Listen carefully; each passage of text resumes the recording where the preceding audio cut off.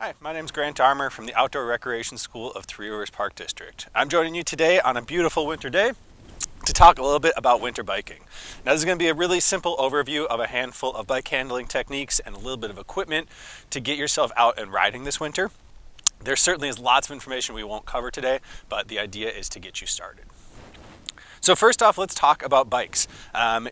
Any bike can be a winter bike so long as you're out riding it in the winter time. There are bikes that are built for winter time, and we're going to talk about that in just a minute, but you certainly can ride just about any bike that you want to in the winter time. And I'm going to ride one today that is generally considered more of a summer bike, just to show you that it can be done on just about anything.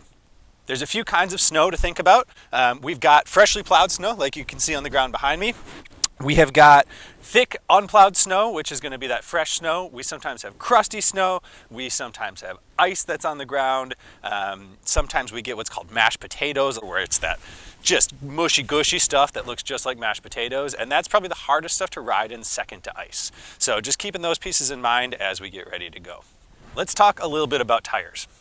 So today I'm going to be riding mostly on this kind of commuter style tire. This is a 700 by about 35 or 1 5/8 inch wide tire. This is going to be what's on most folks' bikes to start with.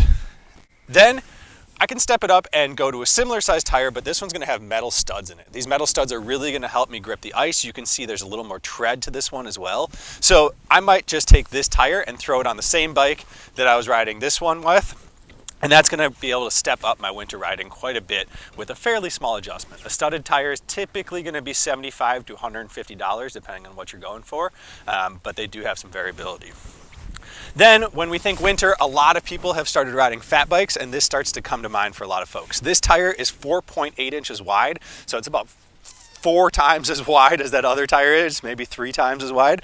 And it's going to give me lots and lots of grip on that snow and on slippery surfaces. This tire, as you can see, does not have studs in it. They do make studded fat bike tires as well. So this is going to do well on the snow, but not super great on the ice. Super easy intro to a little bit about tires. We could spend all day talking about tires, but that's not what this video is for. All right, first and foremost, when it comes to riding any time of the year, but especially in the winter, we want to take our safety in mind. So a good helmet is always a good first step. As you can see, I've got on a regular summer bike helmet. I do have a hat on underneath, but I've chosen a really thin hat that's more of a liner hat, so it's still getting good grip on my head. This helmet is really well on my head. Folks also will sometimes use ski or snowboard helmets in the winter time. What's nice with those is they're easy to integrate with goggles. They can offer you some insulation as well. But for today, it's pretty warm out. I'm going with my standard summer helmet and a liner hat. So I've got my bike here, and when we're thinking about riding in the winter time, the first and foremost principle that we need to follow is maintaining control of the front wheel. Now, that seems like a little counterintuitive. My power, I can see, goes right to my back wheel, but I need to make sure that I'm keeping my front wheel upright if I want to keep my bike upright. I can have my bike with my rear wheel wastegated out to the side, and as long as my front wheel is maintaining its traction, I'm probably going to be able to recover from that and bring the bike back upright. But as soon as that my front wheel starts to go too far sideways, it's going to slide out and I'm going to be on the ground. So one way we can do that is by thinking about where we keep our weight on the bike. So if I'm riding my bike like I normally am, my weight's kind of a little bit over the saddle, a little bit over the handlebars, some's on the pedals, and I'm nice and easy. Now, if I'm coming up to an obstacle that I think is going to offer some additional resistance to my front wheel, like plowing through a snowbank, or if I am hitting some ice where I'm worried that my front wheel is going to lose traction if I have too much weight on it, what I can do is I can get out of the saddle, I can be standing on my pedals now, and I can shift my weight back on the bicycle. That's going to allow me to take some weight off that front wheel and keep it moving a little bit more freely through space. Now, the downside of that is that when I put weight on the front wheel, it gets me traction, it helps me keep move. So it's a little bit of a balancing act and something that you have to feel out for yourself. This is where a studded tire comes in really handy, is that if I'm only going to have one, I want to put that on my front wheel to keep my bicycle well controlled and keep that front wheel well controlled. And now when I hit that section of ice, I can actually push into my front bars a little bit and push those studs down into the ice to help control my bike. Now this bike doesn't have that, so I'm going to need to be really careful to not lose that slip on the front wheel. Let's take a look and see what that looks like. So here you can see I'm in that neutral body position. And now I'm out of the saddle, moving my weight back and back into neutral. So that is our front to back bike body separation. It's going to allow me to separate my body from the bike a little bit and move my body's weight either towards the front or the back of the bike to take more weight off the front wheel, put more weight on the front wheel. Experimentation is going to really help you get a sense of how that works best for you, your bike, your tires, and the snow conditions.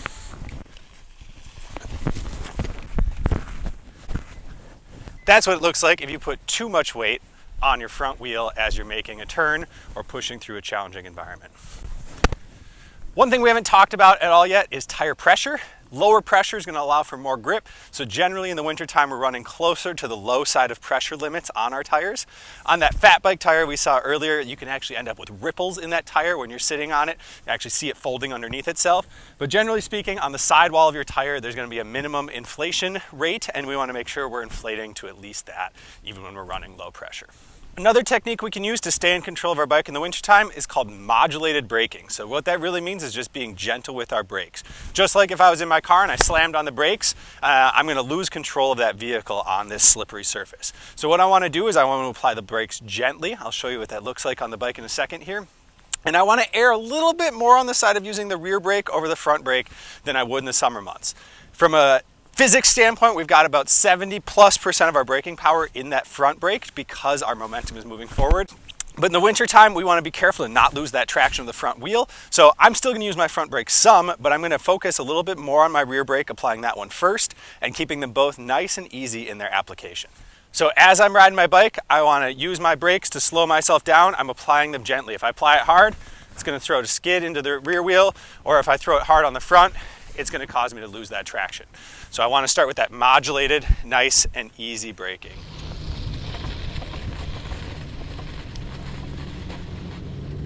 Let's talk gearing choice. Lots of folks like to ride single speed bikes in the winter time, and that's because the cables that control my derailleurs and all those moving parts can get really gunked up in the winter months. And so my main winter bike actually is a single speed. But if you're going to ride a bike with gears on it, or you're setting up that single speed and choosing what gear you're going to put it in, we want to think about gearing choice. Generally speaking, in the wintertime, we want to have a relatively easy gear for where our conditions are. That's going to allow us to push through with a good amount of power and not having to get up and out of the seat to push ourselves forward.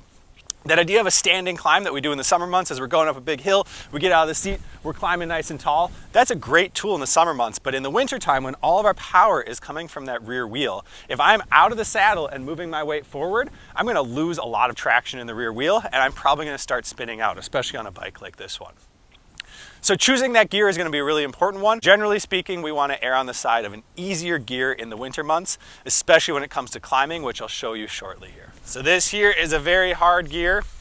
You can see I'm able to go just fine, but if I come to a stop and I want to start again, it's pretty challenging to get out of there. Here's my super easy gear.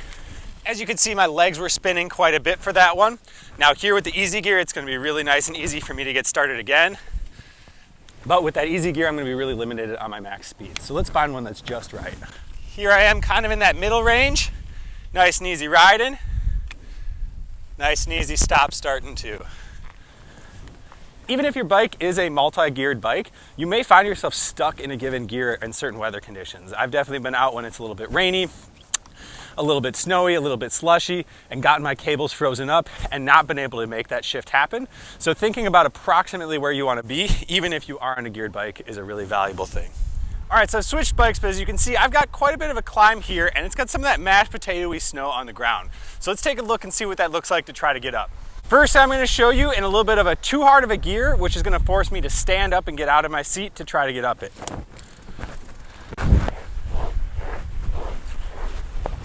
Even with my super wide, almost 5-inch wide tires, as soon as I had to get out of the seat, my wheel started spinning.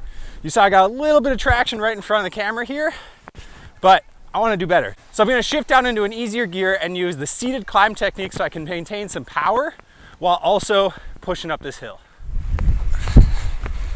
As you can see, there's a couple of different ways to get up that hill, but that first one of being in too hard of a gear and getting up and out of the seat is going to cause me to have a lot of rear wheel spin, even on a fat bike like this one. So we want to make sure we're coming back to that technique. I could climb up this hill on the bike I was riding in the other sections. Just wasn't sure where I was going to be riding when I came out to shoot this section, so I chose this bike. Well, there you are, folks. There's a little bit of a introduction on how to ride your bike in the winter time. Now, we just covered the really cursory pieces of equipment, of bike handling technique, and safety when out there. Make sure that you're keeping yourself nice and safe. A helmet is always a great idea, whether you're using a bicycle helmet with a thin liner hat or using something more like a snowboard or ski helmet.